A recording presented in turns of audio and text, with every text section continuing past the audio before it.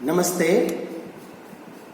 आज के इस वीडियो में मैं ढोला मारूरा दूहा के आधार पर मारवणी के विरह वर्णन पर बातचीत करूंगा।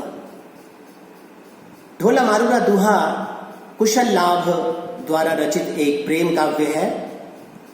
राजस्थानी लोक काव्य परंपरा का एक जीता जागता नमूना हमारे सामने ढोला मारूरा दूहा के रूप में आता है। प्रेम के संयोग और वियोग दोनों पक्षों का सुंदर और मार्मिक चित्रण इस काव्य ग्रंथ में मिलता है। लोक कथा होने के कारण इसमें कलात्मकता का दिखावा तनिक भी नहीं मिलता।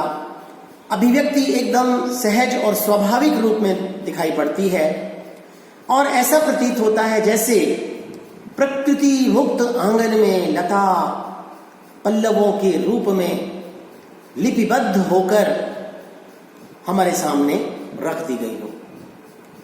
ढोला मारूरा दूहा काव्य में मारवणी के विरह की करुण और मार्मिक अभिव्यक्ति हुई है। मारवणी ढोला की विवाहिता पत्नी है। दोनों का विवाह बचपन में ही हो गया था। मारवणी जब पूर्ण यौवन को प्राप्त कर लेती है तो एक दिन वह सपने में अपने पति ढोला को देखती है और तभी से ही ढोला से मिलने के लिए विरह में व्याकुल रहने लगती है। मारवणी संदेशवाहकों के हाथ संदेश भेजती है और ढोला तक अपने हृदय की बात को पहुंचाना चाहती है। इसी संदेश में उसकी विभिन्न प्रकार की मनस्थितियों और भावानुभूतियों का चित्रण कवि ने किया है। कभी वह एक सामान्य जन की तरह करुण निवेदन करती है, कभी यौवन का लोभ देकर उसे अपने पास बुलाना चाहती है, कभी आत्मघात की धमकी देती है और कभी वह अपने को पूर्णतः उसके समर्पित कर देने की बात करती है। इस प्रकार से विरह की विभिन्न भावानुभूतियों की अभिव्यंजना इस कविता में हुई है और इसके कारण यह विरह बहुत प्रभावोत्पादक और मार्मिक बन गया है। ढोला से मिलन जब मारवणी का होता है तो दोनों का वार्तालाप होता है। मारवणी विरह व्यथित हो जाती है, उसका शरीर ताप से घिर जाता है। गर्मी और वर्षा की ऋतु की परेशानी का बार बार वह उल्लेख करती है और ढोला को जाने से रोकती है। शरद ऋतु आने पर ढोला जब पुनः जाने की इच्छा प्रकट करता है तो वह इस ऋतु में भी उसे प्रवास करने के लिए मना करती है, विदेश जाने के लिए रोकती है। उसका कथन है कि उत्तर आजस उत्तरई बाजई लहर असाधी संजो गणी सुहामणई बिजो गणी अंगदाधी आवी सब्रत आमली त्रिया करई सिणगार जी का हिया न फाटही दूर गया भरतार। विरह की कल्पना करने मात्र से वह व्याकुल हो उठती है, दीर्घ सांसें भरने लगती है और शून्य की ओर ताकने लगती है। प्रियतम के चले जाने पर एक एक दिन गिन करके उसकी प्रतीक्षा करती है। उसकी विरह दशा की मानसिक व्यथा के अनुरूप ही उसकी शारीरिक चेष्टाओं का बहुत ही भावोत्पादक चित्रण कवि ने इस काव्य ग्रंथ में किया है। उसका प्रेम और तज्जनित विरह तथा उसके संदेशे पूरे के पूरे प्रेम काव्यों में विशिष्ट स्थान रखते हैं। मारवणी की शारीरिक चेष्टा का भावपूर्ण चित्रण उसकी विरह व्यथा में मिलता है। आकाश में बिजली एक दुष्ट प्रवृत्ति के इंसान की तरह वियोगिनी मारवणी को परेशान करती है, उसके घावों पर जैसे नमक छिड़क रही हो। अपने प्रेमी पर्वत शिखरों के गले लग लगकर बिजलियां चमकती हैं बादल भी आलिंगन की खुशी में गर्जना करते हैं और ये सारी की सारी गतिविधियां वियोगिनी मारवाणी को परेशान करती हैं। वह और अधिक विरह में व्यथित हो जाती है। ढोला चला गया है।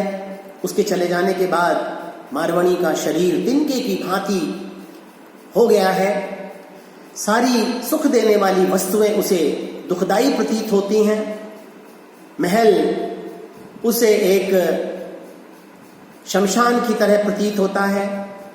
काजल, तिलक, तांबूल आदि का वह तुरंत परित्याग कर देती है और रात दिन प्रिय के वियोग में आंसू बहाती रहती है। पानी उसके गले से नीचे नहीं उतरता है।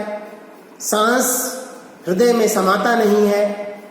कहती है वह, गले न पानी उतरई हिय न मारई सांस। विरह व्यथा से ग्रस्त मारवाणी प्रियतम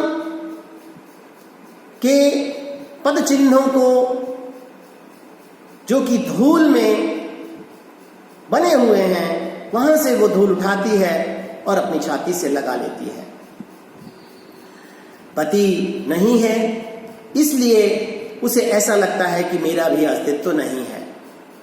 वह ग्रीष्म ऋतु में सूख जाने वाली लता के समान सूखने लगती है, क्योंकि अब कोई उसे सींचने वाला नहीं है। सूकण लागी बेलड़ी गया ज सिंचनहार। अपने प्रिय की प्रयोग की जाने वाली वस्तुओं को देख देखकर वह बार बार प्रिय को याद करती है। जिन वस्तुओं को प्रियतम अपने साथ ले गए हैं, उन के स्थान को खाली देख देखकर उसे वेदना होती है, पीड़ा होती है। खूंटे जीर्ण मोजड़ी कड़िया नहीं को कौन, सजनिया साड़ई नहीं सालई आही ठाण। पति के प्रति अनुरक्त है। वह एक स्वाधीन पति का अधिकार संपन्न नारी के रूप में हमारे सामने आती है।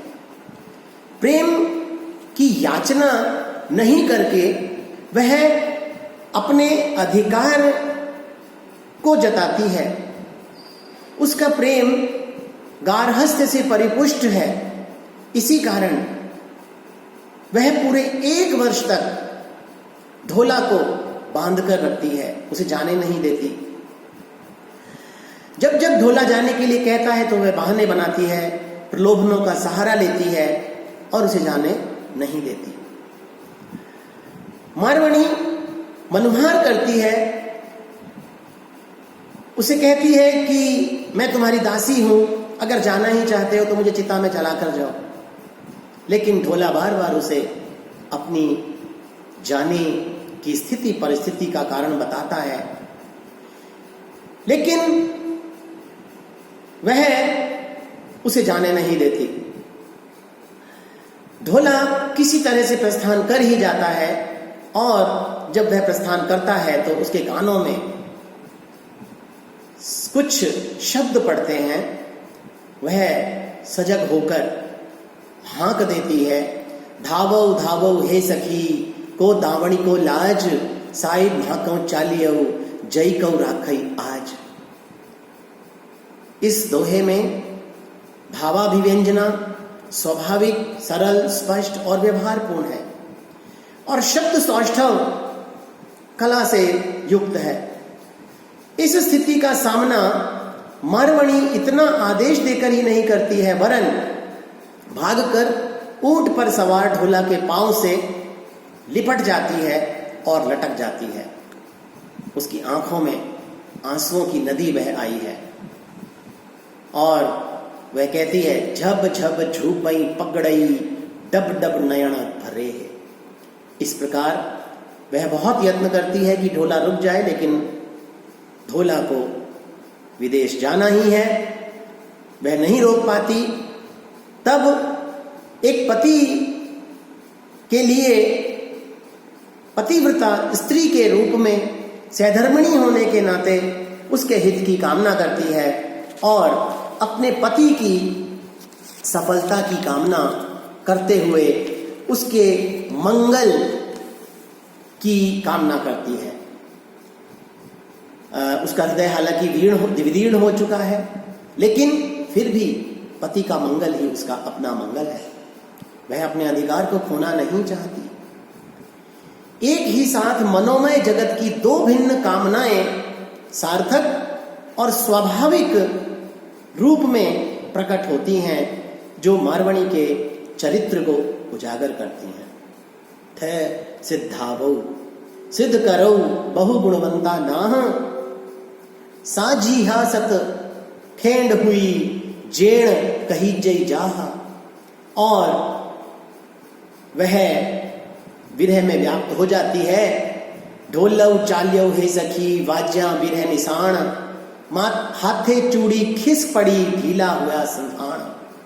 इस प्रकार उसका विरह उसके नारी जीवन की निरर्थकता, निराशा, विवशता, ईर्ष्या और करुणा भाव में छिपा हुआ दिखाई पड़ता है। उन्माद के कारण वह अपना कर्तव्य भूल जाती है। आदर्श पत्नी होने से उसके भीतर की वेदना असहनीय दिखाई देती है।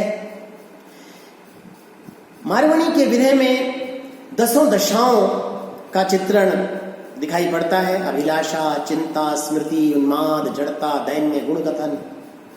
इनका चित्रण बड़े ही सुंदर रूप में कवि ने किया है।